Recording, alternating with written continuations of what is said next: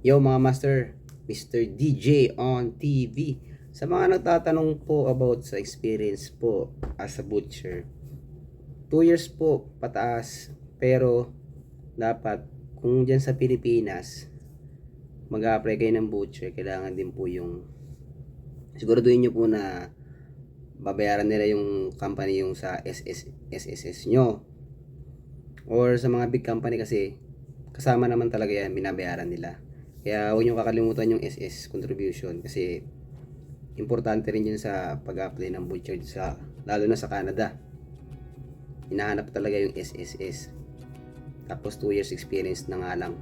Pinababa na nga ngayon eh. Dati nga nag-apply kami 3 years pataas pa nga yan eh. Yun lang.